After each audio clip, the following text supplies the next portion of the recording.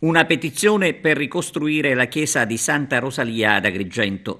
A favore della chiesa di Via Atenea si era schierato il direttore dell'Accademia di Belle Arti Alfredo Prado, il quale da tempo ormai porta avanti delle iniziative lodevoli come quella che interessa appunto la chiesa di Santa Rosalia.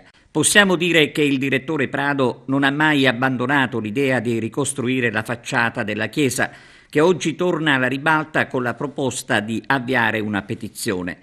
L'idea della petizione arriva dal critico d'arte Paolo Giansiracusa.